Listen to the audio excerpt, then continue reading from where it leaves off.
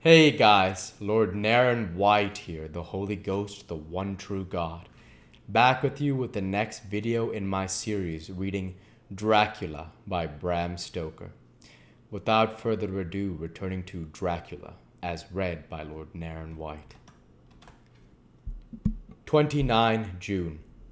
Today is the date of my last letter, and the Count has taken steps to prove that it was genuine. For again I saw him leave the castle by the same window, and in my clothes. As he went down the wall, lizard fashion, I wished I had a gun or some lethal weapon that I might destroy him. But I fear that no weapon wrought along by man's hand would have any effect on him. I dared not wait to see him return, for I feared to see those weird sisters. I came back to the library and read there till I fell asleep. I was awakened by the Count, who looked at me as grimly as a man could look as he said, "Tomorrow, my friend, we must part.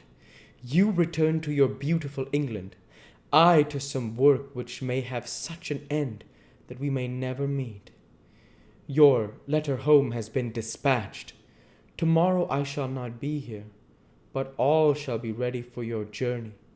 In the morning come to Skazgani, who have some labors on their own here, and also come some Slovaks. When they have gone, my carriage shall come for you, and shall bear you to the Borgo Pass to meet the diligence from Bukovina to Bistritz. But I am in hopes that I shall see more of you at Castle Dracula." I suspected him and determined to test his sincerity. It seems like a profanation of the word to write it in connection with such a monster. So I asked him point blank, "Why may I not go tonight?" "Because, dear sir, my coachman and horses are away on a mission." "But I would with pleasure. But I would walk with pleasure. I want to get away at once." He smiled, such a soft, smooth, diabolical smile that I knew some trick behind his smoothness. He said, "And your baggage?" "I do not care about it. I can send it for some other time." The Count stood up and said with a sweet courtesy which made me rub my eyes, it seemed so real, "You English have a saying which is close to my heart, for its spirit is that which rules our boyars. Welcome the coming, speed the parting guest. Come with me, my dear young friend. Not an hour shall you wait in my house against your will." Against. "Though sad am I at your going, and that you so suddenly desire it. Come."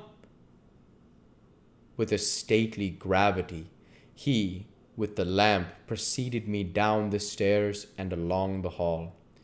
Suddenly he stopped. "Hark!" Close at hand came the howling of many wolves. It was almost as if the sound sprang up at the rising of his hand, just as the music of a great orchestra seems to leap under the baton of the conductor. After a pause of a moment, he proceeded, in his stately way, to the door, drew back the ponderous bolts, unhooked the heavy chains, and began to draw it open. To my intense astonishment, I saw that it was unlocked. Suspiciously, I looked all around, but could see no key of any kind. As the door began to open, the howling of the wolves without grew louder and angrier. Their red jaws with champing teeth, and their blunt clawed feet as they leaped, came in through the opening door. I knew then that to struggle at the moment against the Count was useless. With such allies as these at his command, I could do nothing. But still the door continued slowly to open, and only the Count's body stood in the gap. Suddenly it struck me that this might be the moment and means of my doom. I was to be given to the wolves, and at my own instigation. There was a diabolical wickedness in the idea great enough for the Count, and at last chance I cried out, "Shut the door! I shall wait till morning!" And I covered my face with my hands to hide my tears of bitter disappointment. With one sweep of his powerful arm, the Count threw the door shut, and the great bolts clanged and echoed through the hall as they shot back into their places. In silence we returned to the library, and after a minute or two I went to my room. The last I saw of Count Dracula was his kissing his hand to me, with a red light of triumph in his eyes, and with the smile that Judas in hell might be proud of. When I was in my room and about to lie down, I thought I heard a whispering at my door. I went to it softly and listened. Unless my ears deceived me, I heard the voice of the Count.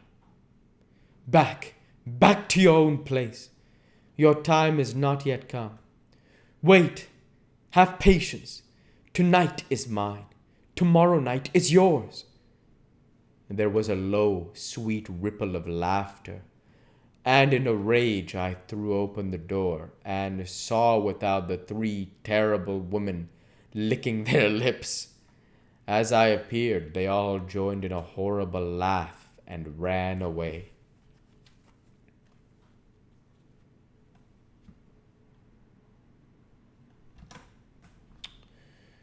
I came back to my room and threw myself on my knees. It is then so near the end. Tomorrow, tomorrow, Lord help me, and to those to whom I am dear. 30 June. These may be the last words I ever write in this diary. I slept till just before dawn, and when I woke I threw myself on my knees, for I determined that if death came he should find me ready. I at last felt that suitable change in the air, and knew that the morning had come. Then came the welcome cock-crow, and I felt that I was safe. With a glad heart, I opened the door and ran down the hall. I had seen that the door was unlocked, and now escape was before me. With hands that trembled with eagerness, I unhooked the chains and threw back the massive bolts. But the door would not move. Despair seized me. I pulled and pulled at the door and shook it till, massive as it was, it rattled in its casement. I could see the bolt shot. It had been locked after I left the Count. Then a wild desire took me to obtain the key at any risk, and I determined then and there to scale the wall again and gain the Count's room. He might kill me, but death now seemed the happier choice of evils. Without a pause, I rushed up to the east window, scrambled down the wall as before into the Count's room. It was empty, but that was as I expected. I could not see a key anywhere, but the heap of gold remained. I went through the door in the corner and down the winding stair and along the dark passage to the old chapel.